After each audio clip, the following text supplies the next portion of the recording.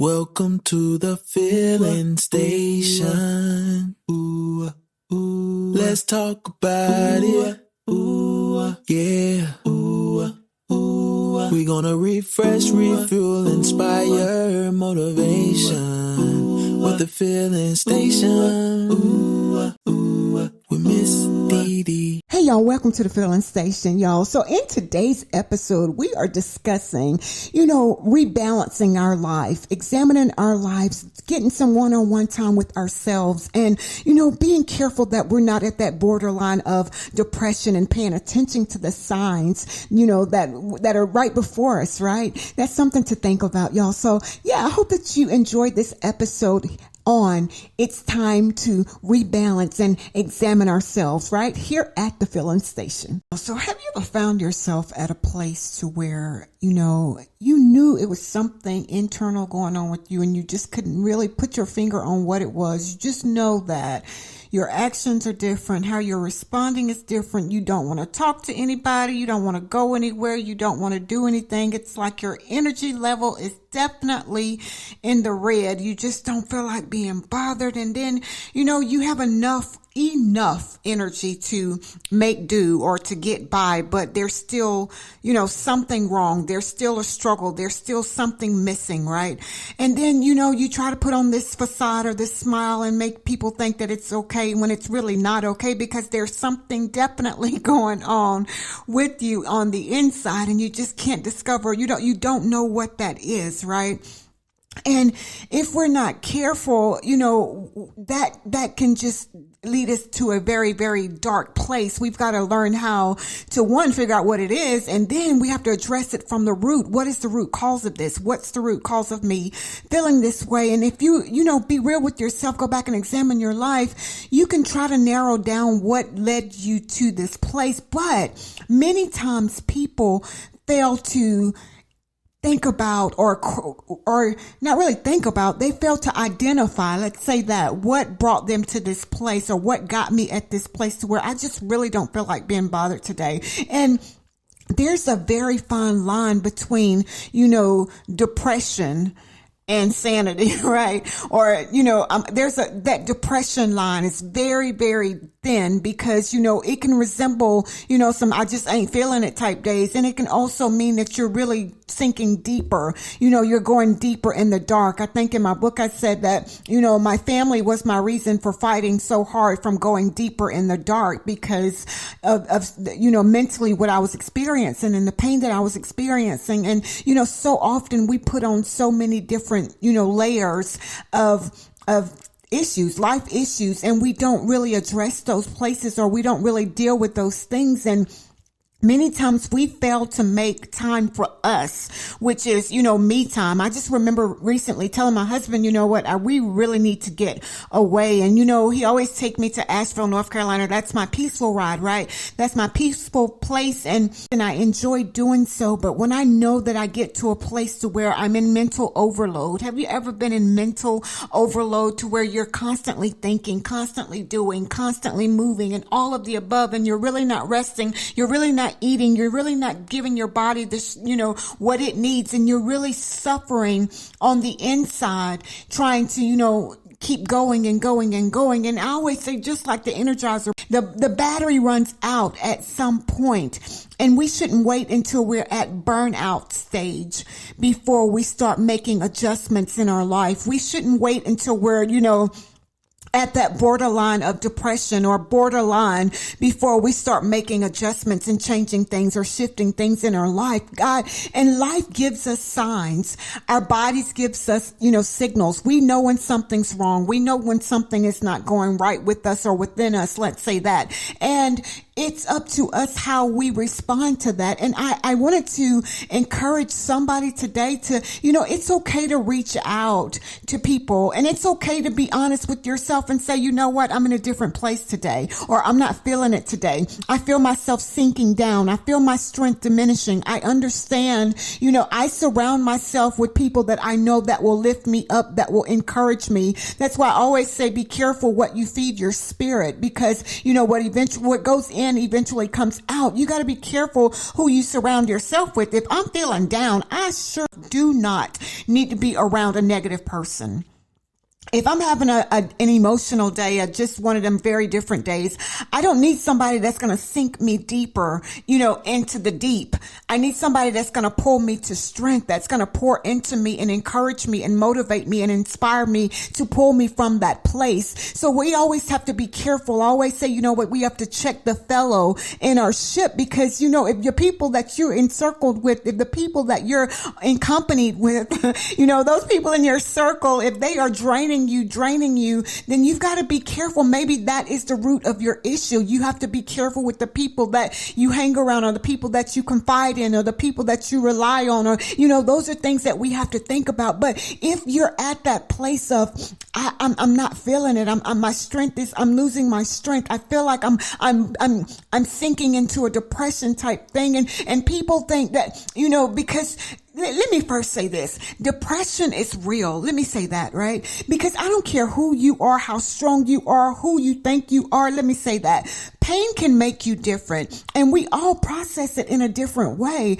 And how I perceive it and how you perceive it and what you do and how I do is totally different. That's why we're unique people, because we are different, right? So because you're at that place of, life issues, the things that I've experienced, you may not have experienced. So, your issues are different from my issues. And just because you're at that place of borderline depression, or you're at that place of being depressed, does not make you a weak person. So let me fix that now. That does not make you weak. Because we all have issues. We all have situations. We all have circumstances. We all have been at that place of different, right? So don't think that because you're at that place does not mean that you've given up, or you've decreased, or, well, not really decreased. You fell off, or, like what happened to me? I'm this strong person. Even the strongest person get weak, right? Even the strong people, the strong-minded people, the strong people, Christian people, folks that go to church, people that's been serving the Lord all of their lives, they get weak. They have issues. They have situations. They have things that bring them down, because I always say, and if the right thing happens at the right time, right?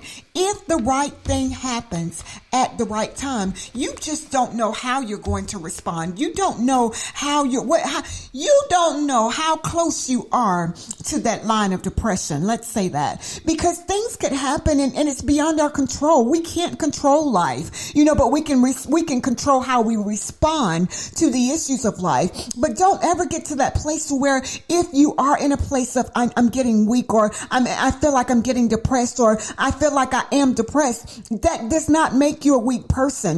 And if anything, it's a strong person. It takes a very strong person to reach out and say, you know what? I need some help.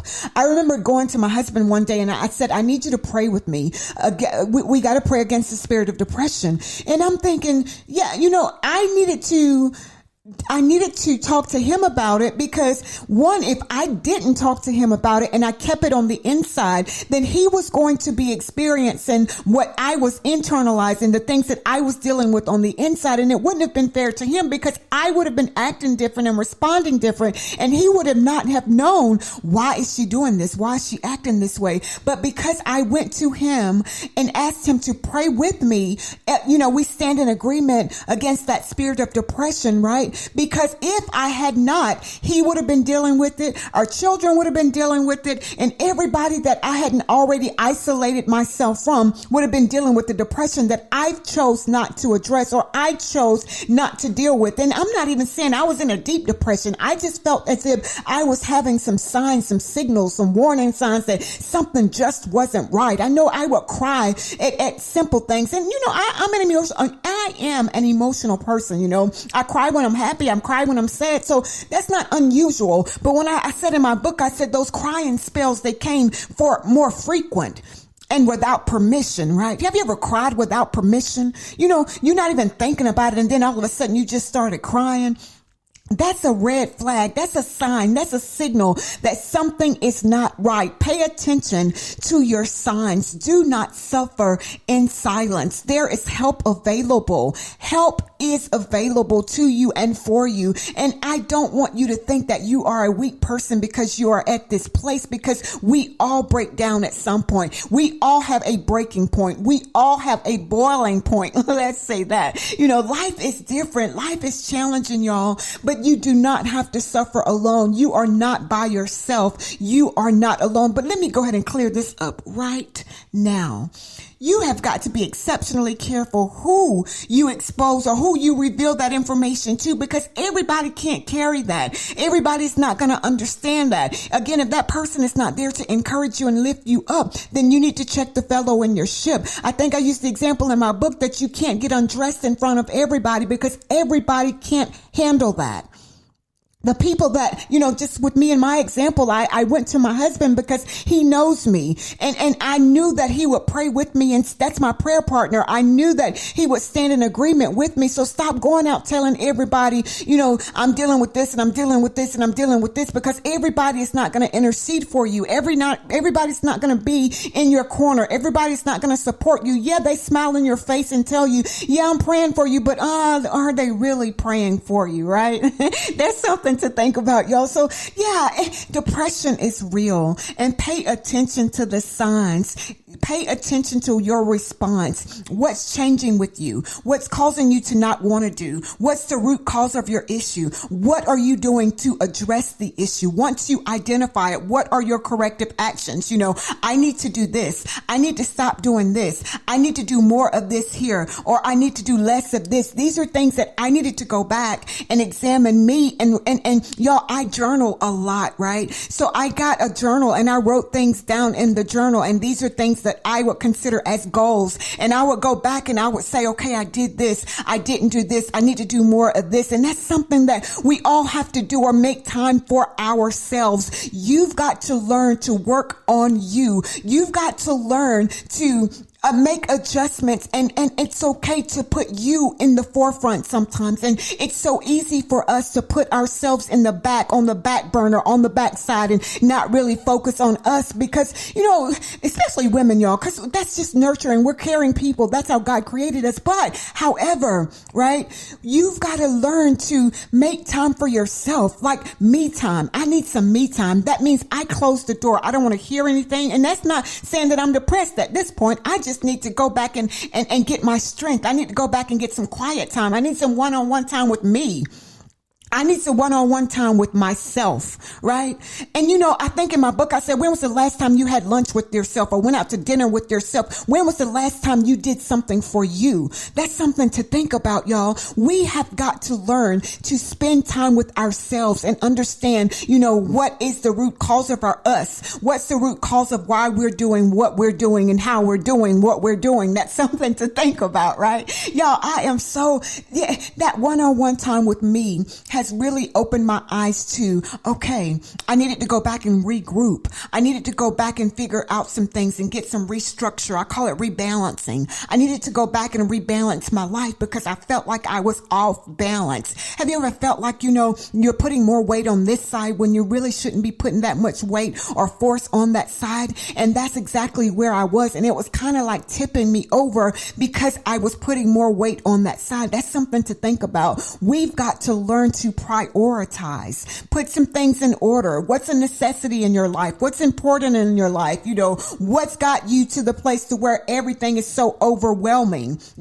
Are you living an overwhelmed life? Go back, examine your life and rebalance, refocus. If you're at that place of borderline depression, get help. If you're at that place of I'm about to break down, get help before the right thing happens at the right time. People always say the wrong thing happened. No, it was that time that needed to happen so that you can realize I really need to work on this. It was the right thing that happened so that you can realize that something is seriously wrong in this situation or something is seriously wrong with me, right? So y'all, go back, examine yourself. If you're at that place of, I'm losing strength, I'm losing energy, I go back and work on you. Y'all, I have a chapter 2 in my book. It's work on you. I needed to work on myself. I needed to get me back in place and get me back in line and get my focus back, right? Because it's so easy to get distracted. It's so easy to get thrown off. It's so easy to get the cares of the world or the weight of the world or the, other people issues is what my problem was. I was allowing their issues to become my issues, and I got sick from that. So yeah, that was a lesson learned. We've got to be careful, y'all, not to allow other people's issues to become our issues. It's okay to pray for them and pray them through it, but not to carry the issue as your personal issue or your weight. So listen, go back, examine yourself. Go back and think about the places in your life to where you need to go back and rebalance. Do you need a rebalancing? Do you need to refocus? Do you need to go back and shed some things? That means say no. The Bible tells us to let our yes be a yes and our no be a no. Sometimes it's okay to say no, or it's okay to say not right now.